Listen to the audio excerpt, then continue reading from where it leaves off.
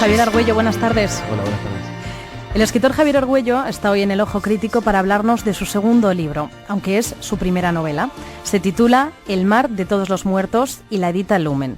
Y yo me resisto a leer la sinopsis de esta novela porque me parece que en un texto tan breve es imposible captar la esencia de este libro. ¿Tú te atreves a hacer una sinopsis? Así. Si me das la contraportada, la leo encantado. Pero tú, ¿cómo le explicas a la gente este libro? Porque a mí me resulta bastante difícil. A mí me resulta difícil también. Cuento básicamente el comienzo y de ahí me quedo en el comienzo. Cuento el planteo inicial y después no puedo seguir avanzando demasiado, la verdad. Ese planteo inicial es... Es un... perdón. Dale. No, iba a leer la primera frase, dale. que vine a Mallorca con el firme propósito de dejar de escribir. Lo que explico es que es un escritor que decide retirarse y escapar un poco de la literatura y se retira en una casa en una isla. Y bueno, a esa casa en la que en principio está solo, empiezan a acudir fantasmas propios, fantasmas de antiguos propietarios de la casa y fantasmas y personajes de ficción que se empiezan a mezclar todos en un mismo plano y bueno, y a partir de ahí hay que leer. Javier Argüello habla directamente de fantasmas, pero no todos los lectores tienen por qué interpretar así. Sí, bueno, en realidad hablé de fantasmas en el sentido de presencias que nos quedan dando vueltas en la cabeza, que no tienen por qué ser muertos que se parecen, digamos. Fantasmas en el sentido de un recuerdo, digamos, cualquier cuestión que en teoría pertenezca a una dimensión diferente. Y digo todo esto de la sinopsis y es difícil hablar de esta novela sin destriparla porque creo que es una novela con la que hay que ser muy respetuoso para no romper el encanto que tiene. Pues me alegra, espero que así sea, espero que haya que leerla y que haya que releerla sobre todo. Que decía Bioy Casares que una novela que no merece la pena ser releída, no merece la pena ser leída. Él lo ha nombrado, Bioy Casares. ¿Es una influencia? Inevitablemente, sí, siendo argentino y gustando de la literatura, hay nombres inevitables, Borges, Bioy Casares, Cortázar, y a partir de ahí aquellos a los que ellos leyeron, ¿no? Digamos, a partir de Borges uno inevitablemente termina leyendo a los ingleses, a Stevenson, a Chesterton, digamos. ¿Estamos ante una novela fantástica? Yo creo que sí, aunque me gustaría pensar que así como el protagonista entra en esa realidad fantástica sin ninguna sorpresa, me gustaría pensar que el lector a mitad de la novela ya se olvida de quién está vivo, quién está muerto y que la transita con naturalidad. Esa es un poco la idea, por lo menos. Las influencias son Bioy Casares, son Borges, es Poe, es Kafka, pero a mí me parece que la primera influencia eres tú mismo. Y me explico. He dicho que esta era la primera novela, que antes había un libro de relatos que se llama 7 cuentos imposibles. Y a mí me parece que esta nueva novela bebe de ese libro, directamente. Me alegra. Yo creo que sí, y creo que un poco el objetivo de un escritor es de a poco ir intentando encontrar su propia voz, más allá de cuáles han sido las influencias iniciales, ¿no? Si ves una voz común en los dos, me voy más contento. Una voz común y una coherencia, que eso es muy importante también en la carrera de un escritor. Sí, son los temas que a uno lo preocupan, ¿no? Digamos, creo que era Piglia que decía que uno está escribiendo siempre dos historias al mismo tiempo, la que está escribiendo en ese momento y aquella que siempre escribe. Y de alguna manera esa que uno siempre escribe son las preocupaciones que tiene uno, que no son muchas. Me acuerdo un día de estar charlando con Enrique Vilamatas acerca de Borges y yo le decía que Borges tenía 4 o 5 preocupaciones y él me decía, lo cual son muchísimas. Son Tener muchas. 4 o 5 son muchísimas. Uno en general se remite siempre a las 2 o a la una o a esa o a esas 2 que maneja siempre, ¿no? ¿Y tú crees que tienes claras cuáles son esas obsesiones tuyas? Yo creo que a medida que van pasando los relatos y los libros, las vas teniendo cada vez más claras. A uno mismo lo sorprende ir descubriendo que se repiten, y entonces uno empieza a identificarlas. Y a esta altura empiezan a dibujarse con un poco más de claridad. Y así te dibujas tú también a ti mismo, porque ayer Vilamatas precisamente decía que él no se conoce, que eso de que la literatura uno se conoce, que es mentira. ¿A ti también te pasa o sí te conoces a través de esas obsesiones? Yo creo que sí, no sé qué tan real es, porque en el fondo son historias que uno se está contando y se las cuenta a los demás, pero se las cuenta también a uno. No sé si tienen mucha relación con la realidad, tampoco sé si hay una realidad ahí afuera con la cual hay que tener relación, pero yo creo que sí, que te ayuda a ir descubriendo cosas tuyas. Digamos, cuando siempre llegas a los mismos temas y cuando siempre los cerrás de las mismas maneras, empezás a ver que hay una forma, por lo menos, de armar la historia que te es propia y preocupaciones que te son propias. Hemos leído esa frase de vine a Mallorca con el firme propósito de dejar de escribir. Han pasado 6 años entre este libro de relatos, 7 cuentos imposibles, y El mar de todos los muertos, del libro que estamos hablando hoy. Y tú también te fuiste a Mallorca. Yo también fui a Mallorca en un momento para escribir. Y con el firme propósito de escribir. Sí. Nunca te pasó por la cabeza hacer lo contrario. No, pero en momentos distintos sí, en un momento decidí alejarme por un tiempo, una suerte de desintoxicación literaria, y me fui a navegar, que es lo que también aparece en la novela. Uh-huh. ¿Hay que salir y hacer esas cosas para que te salga una novela o esa novela ya estaba un poco dentro? Yo no sé si hay que, no, porque no sé si hay fórmulas, pero yo en ese momento necesitaba tomar una cierta distancia para poder volver. Aunque no todos vuelven.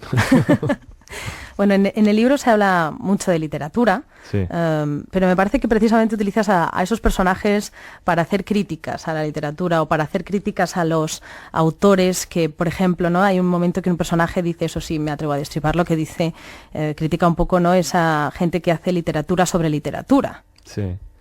Eso también es un poco, como bien dices, hay bastante literatura sobre la literatura en este mismo libro, con lo cual es un poco un chiste contra uno mismo, de alguna manera, ¿no?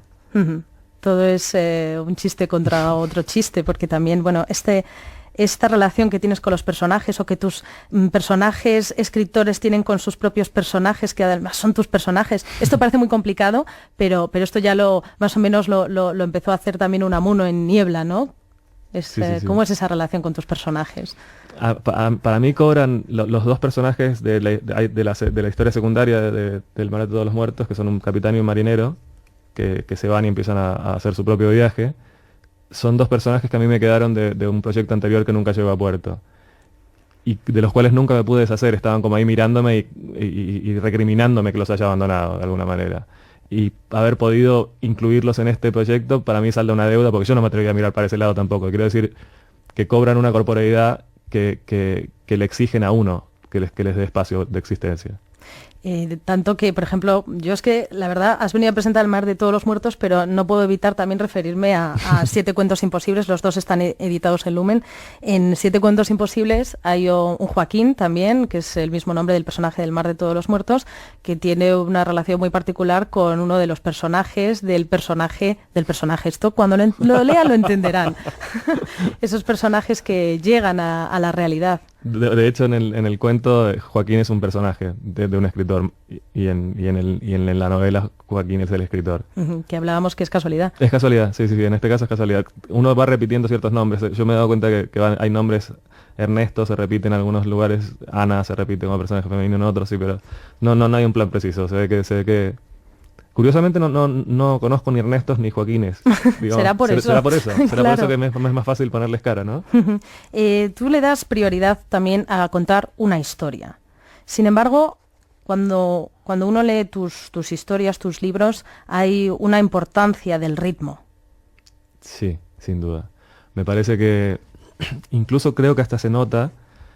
Yo doy clases de escritura creativa y creo que se nota cuando alguien que está empezando a escribir o que escribe ha tenido formación musical.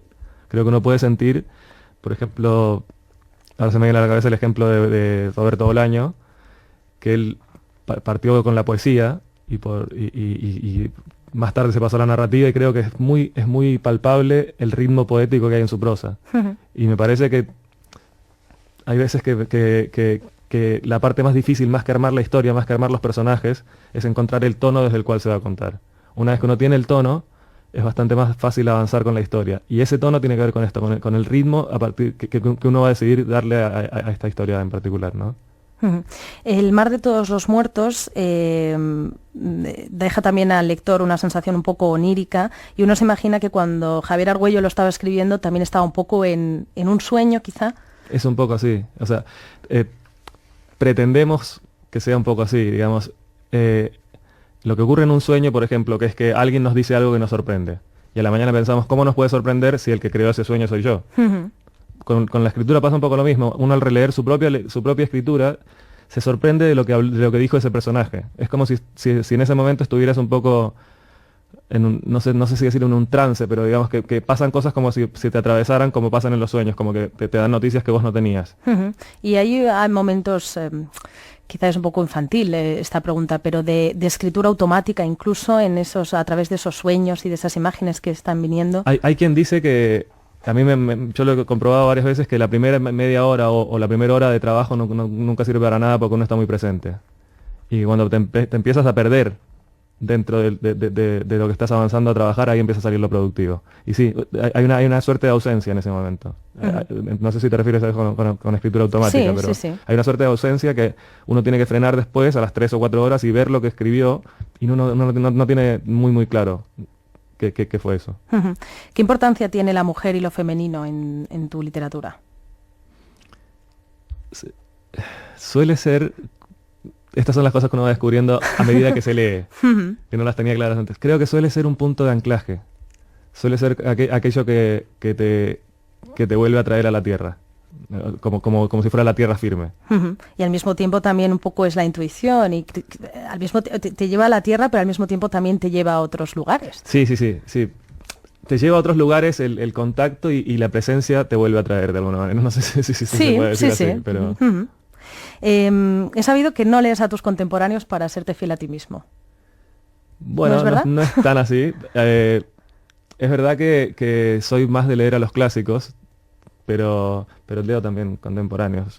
Bueno, no sé dónde... No, porque he leído en la documentación, pues he leído alguna entrevista y entonces parecías dejar caer que te preguntaban por escritores contemporáneos con los que te pudieras sentir identificados, alguna nueva narrativa. Sí, me pierdo un poco en la actualidad, o sea, no estoy al tanto de lo último que salió, eso seguro. Porque daba la impresión por esa respuesta como que no querías leerlos para poderte ser fiel a ti mismo. Por eso decía yo lo de... Para poder quizá Mira, quedarte en tu propio no es una mala estilo. idea, pero no creo que no lo he hecho conscientemente en todo caso. Lo que pasa es que, como te decía, no sigo un plan muy preciso, y en general son escritores los que me llevan a otros escritores. Y en general no te llevan al que sacó una novela ayer, te llevan a otros. Pero es un poco por la forma del recorrido. 7 cuentos imposibles tuvo una crítica unánime a favor. Sí, maravillosa. Bastante, sí. ¿Y cómo se siente uno ahora cuando saca un libro, una novela, 6 años después? Dice, ¿y ahora serán igual de benévolos conmigo? Bueno, en otro momento me pasó más de pensar en eso. Últimamente he intentado, y creo que me ha salido bastante bien, tomar mucha distancia. Digamos, yo ya hice mi trabajo, ahí está, y ahora hay que pensar en lo siguiente. La vida que tenga será la suya. Eso es muy lindo, como cada libro tiene su vida, en la que uno, así como los personajes una vez que salen se arrancan y hacen lo que quieren, los libros también es como que ahora ya no es mío, ahora hay que ver qué historia quiere escribir él. Hablábamos antes de Enrique Vilamatas, él te acompañó en la presentación de tu primer libro, Sí. Apostó por ti. Eso no lo puede decir cualquiera. Él ha sido muy generoso conmigo, la verdad. Lo conocí a él en Chile cuando él era presidente de un jurado que me dio un premio a mí. Y ahí nos conocimos y bueno, a él le gustaba mucho mi trabajo y cuando le presenté el libro de cuentos, a él le gustó mucho también y decidió echarme un cable, y la verdad que se lo agradezco infinitamente. O sea, que no fue tampoco una cuestión de conoce a este autor, que no sé qué, realmente lo conocí, te conoció a través le llegó tu Ya te libro. digo, sí, él era el presidente de un jurado, de relato, y que yo envié uno de entre unos 900 creo que eran, o sea que sí. Pues. ¿Y qué va a ser lo siguiente? No tengo ni idea. Creo que si lo supiera no te lo diría por cábala Ya lo a sé, esta altura. siempre pasa, pero... pero no, tengo un par de ideas, hay un guión que está inacabado que tal vez me ponga a terminarlo. No lo tengo muy claro. ¿Poesía? No, poesía no. Eso sí que es... Me sale muy mal. Lo he hecho, pero no se la muestra a nadie. Bueno, pues desde luego los relatos le salen bien, las novelas también. Javier Argüello ha venido a presentarnos El mar de todos los muertos en Lumen, y también en Lumen 7 cuentos imposibles. Ha sido un placer. Para mí también, muchas gracias. Gracias.